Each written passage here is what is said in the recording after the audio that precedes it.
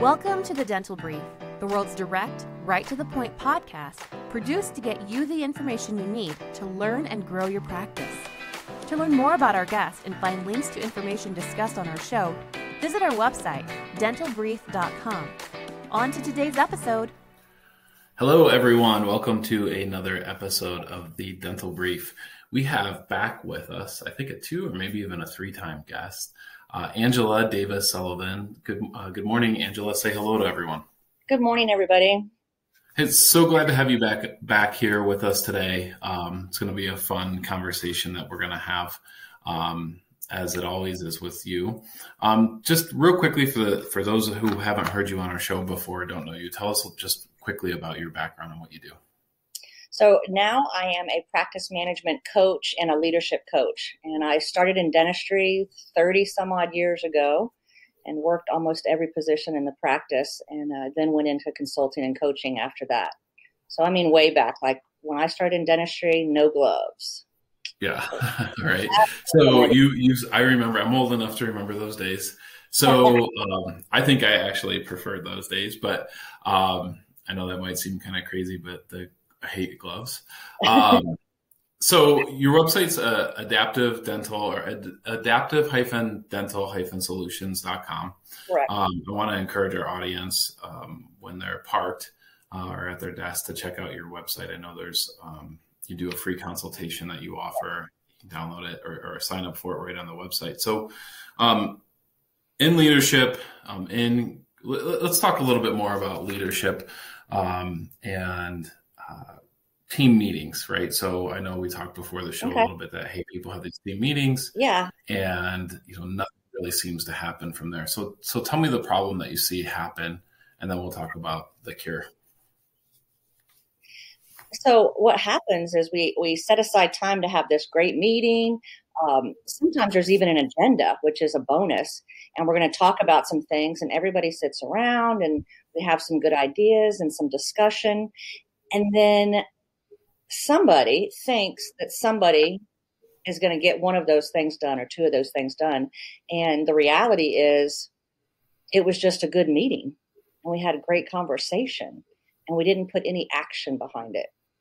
Sure. So in other words, let's say that somebody's going to work on some new content or a brochure for an in-house plan, for instance. Right. That's one of those things. Everyone wants to launch an in-house plan, and I think it kind of, never really gets there with a lot of practices. So, what would the meeting look like as far as, hey, we know, part of the discussion is we have to have this in-house plan.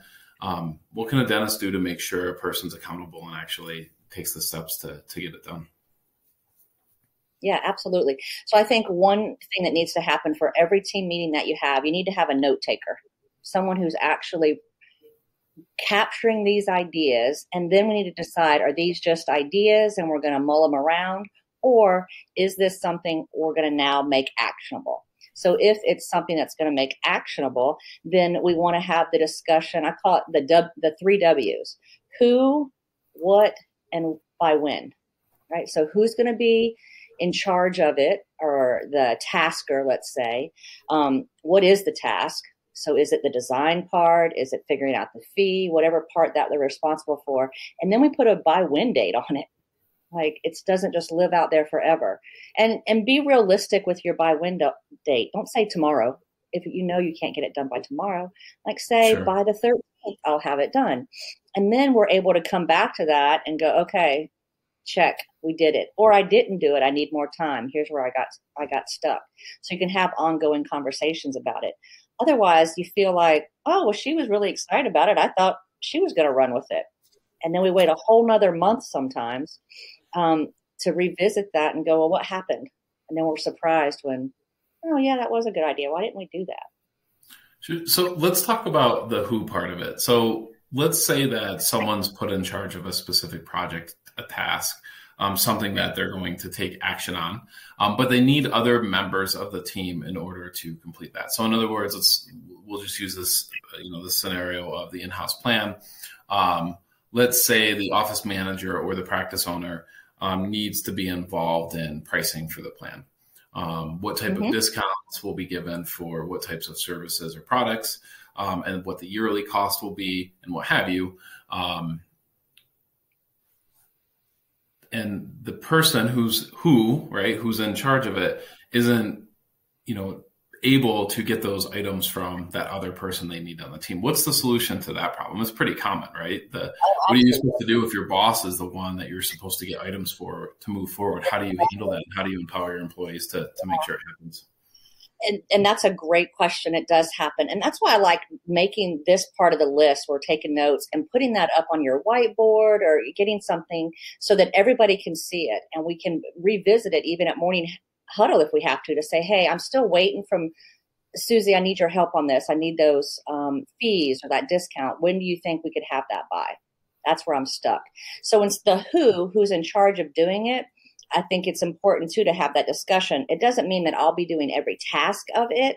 It's going to be, I'm going to make sure that it stays in motion until we get it to completion. And I may need, office managers' help for this part and the creative little hygiene assistant who's great with graphics to help me with this part. You know what I mean? So it's going to be bringing in other people. My job is to make sure that it stays on track.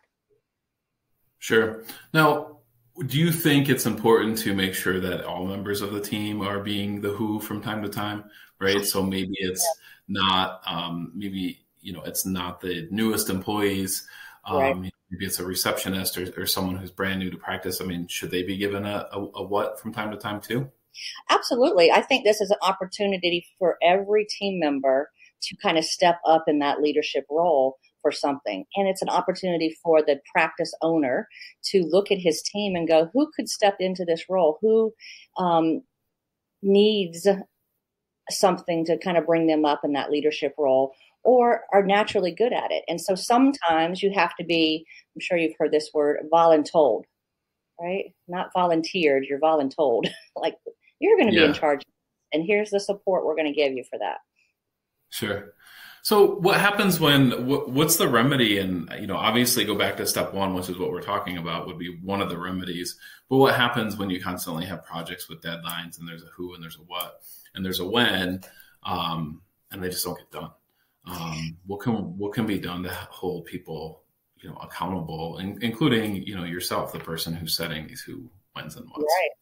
So as the practice owner, you're the leader. So you've got to recognize that and be ready to talk about it. So have those crucial conversations that said, hey guys, we had a timeline on this and we're late and nothing's happening.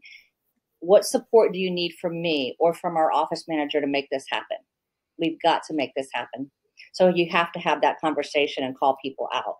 The other thing is maybe chunking it down into smaller steps with timelines so that people can have and feel some success right away. Like this part of it might be done in a week. This part will be done 2 weeks after that, depending on what you're working on system-wise or whatever. But when it's not happening, doctor, practice owner, office manager, leader is to get with that person that's in charge of that project and say, hey, what's going on? How can I support you? Because we're stalled here and we're counting on you to get this done. What support do you need? And that makes a lot of sense, right? And I think it is. And we talked about this when you're on the program. Sometimes you have to have conversations that may seem a little awkward, may feel a little confrontational to some people. But I think it's certainly better to have those conversations on a daily basis, and as opposed to waiting until things are at like a tipping point, right, where the pressure's just kind of the steam's kind of built up a little too much. So. You talked about the positives a little bit, and usually I like to talk about positives after the negatives, but tell me some reasons why you see that, besides, again, setting this agenda, why projects don't typically get done. What are some of the major causes of, the what's, if you will, just not being completed? Lack of clarity from the dentist or leader on what the direction of this really needs to be. Sometimes that person needs more information to get clarity on, do I want to go this way with it? Is that what he's thinking or saying? Because we're not mind readers. So sometimes our leaders are not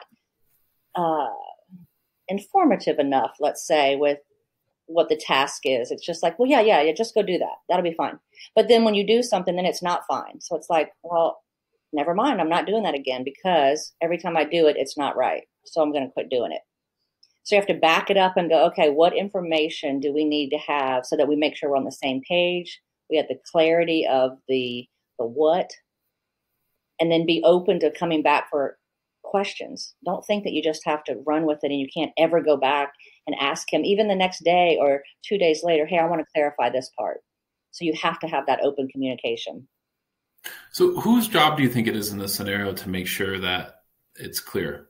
Right? So you can ask, I can say, hey, Angela, we just talked about this. Is this clear to you? And you'll say, yeah, it is, right? Most of the time. But then maybe you get to a step that's not clear. At that point, it's your responsibility to come to the person who's kind of going to sign off on the project to make sure that we're clear, correct? Exactly. So that takes a lot of trust from the team too. So you want to have, when this works really well, it's because you have a team that trusts their leadership and they trust each other. So I can go and ask questions and not go like, my golly, how many times do I have to tell you this? Or I thought he said this, and it's that confusion that leads to stress, and then there's the breakdown in communication. So you've got to trust your team that you can go ask questions, and that's not always the environment of every practice right off the bat. Sure, that makes perfect sense. I want to encourage our audience. Thank you very much, by the way. Great information. I want to encourage our audience to go to your site. Again, they can sign up for a free consultation with you and your team. The website is adaptive-dental-solutions.com. Angela Davis-Sullivan, thank you so much for coming on today. Thanks so much. Thank you for joining us on today's episode. Did you know you can weigh in on today's topic on Facebook? Search The Dental Brief on Facebook or visit our website, dentalbrief.com, and just follow the link. We look forward to having you join us again on another episode of The Dental Brief.